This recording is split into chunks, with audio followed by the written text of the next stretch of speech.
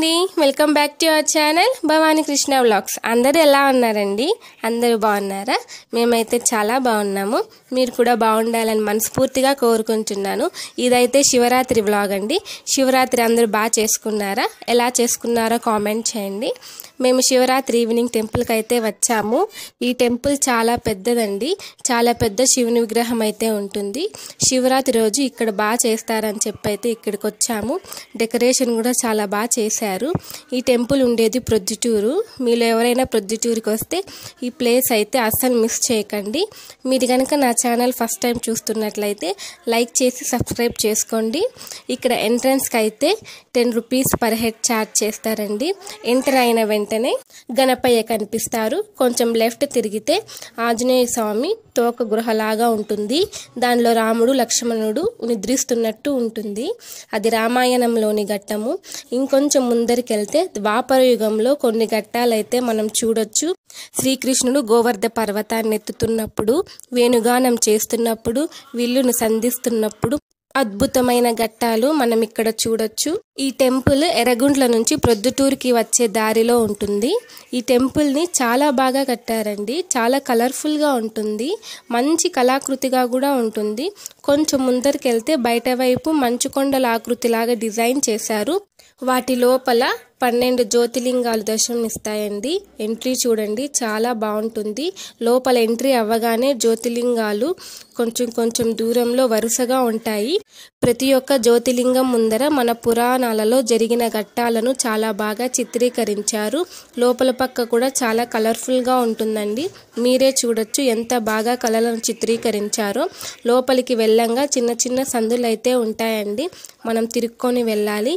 వెళ్ళే కొద్దికి లోపల కూడా మంచు కొండల్లాగా డిజైన్ చేశారు.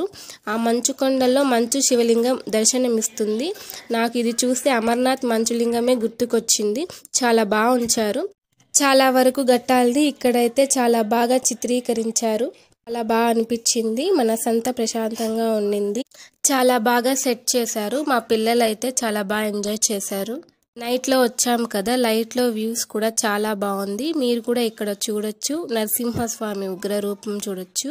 ఆ ఘట్టాన్ని కూడా చాలా బాగా చిత్రీకరించారు. నిజంగా జరుగుతున్నట్లే ఉంటుంది. మహావిష్ణువు ఆదిశేషుపై నిద్రిస్తున్నట్టు కూడా చిత్రీకరించారు. ఇవన్నీ చూస్తుంటే మనకు మన పురాణ కథలన్నీ గుర్తుకొస్తాయి. మనం ఒక ద్వారం ద్వారా ఎంట్రీ ఇచ్చాము, మరొక ద్వారం ద్వారా ఎగ్జిట్ అవుతాము. మొత్తం ఈ దారిలో బయట వైపులో మంచు కొండలు ఉంటాయి. మంచు కొండల ముందర పెద్ద శివుని విగ్రహం అయితే మనకు దర్శనమిస్తుంది. ప్రొద్దుటూరు టౌన్లో కూడా ఇంకో శివాలయం కూడా ఉందండి. అది కూడా చాలా బాగుంటుంది. లోపల పక్క అయితే చాలా మంచి ప్రదర్శన ఉంటుందండి. మంచి పాజిటివ్ వైబ్స్ వచ్చినట్టు ఉంటుంది. ఈ పక్క బయట వైపు అయితే మన శివయ్య హైలైట్. అది కూడా చాలా పెద్ద విగ్రహము. మంచుకొండల్లో కూర్చున్నట్టు ఉంటుంది. ఇక్కడ మంచుకొండల్లో వాటర్ వచ్చేలాగా కూడా డిజైన్ చేశారు. మీరు చూడొచ్చు, చాలా బాగా డిజైన్ చేశారు కదా. పక్కనే అయ్యప్ప స్వామి టెంపుల్ కూడా ఉందండి. అది కూడా చాలా బాగుంటుంది. అంతా పాలరాతితో అయితే చేశారు. ఆ వీడియో కూడా నేను అప్లోడ్ చేస్తాను. మా పాప అందరికీ హాయ్ చెప్తోంది. చాలామంది వచ్చారండి ఇక్కడ శివుని దర్శించుకోవటానికి. ఇది ప్రొద్దుటూరులోనే చాలా ఫేమస్ ప్లేస్. మీరు వచ్చినప్పుడు అసలు మిస్ అవ్వకండి. ఇంకా రిటర్న్ అయ్యేటప్పుడు అయితే మనకు 9 లింగాలు ఒక పెద్ద శివలింగంలోనే దర్శనమిస్తాయి. పక్కనే గోశాల కూడా ఉందండి. అక్కడికి కూడా మనం వెళ్ళొచ్చు. ఇంకా ఎగ్జిట్ అవుతున్నప్పుడు అయితే ప్రసాదం అయితే ఇచ్చారు. ఎంట్రన్స్ ఒకవైపు అంతా తిరుక్కొని వస్తే ఎగ్జిట్ ఒకవైపు ఉంటుంది. ప్రొద్దుటూరులో ఇది తప్పక చూడవలసిన ప్లేస్ అండి. థ్యాంక్ యూ అండి నా వీడియో లాస్ట్ వరకు చూసినందుకు. ఐ హోప్ మీకు ఈ వీడియో నచ్చింటుంది అనుకుంటున్నాను. నచ్చితే లైక్, షేర్ చేసి సబ్స్క్రైబ్ చేసుకోవడం మాత్రం మర్చిపోకండి. మీరు చేసే చిన్న సబ్స్క్రైబ్ అండ్ లైక్ మరిన్ని వీడియోస్ తీయడానికి నాకు ఎంకరేజ్మెంట్గా ఉంటుంది. సో సబ్స్క్రైబ్ చేసుకోండి. మరో వీడియోతో మళ్ళీ కలుస్తానండి. అంతవరకు ఉంటాను. Bye, take care.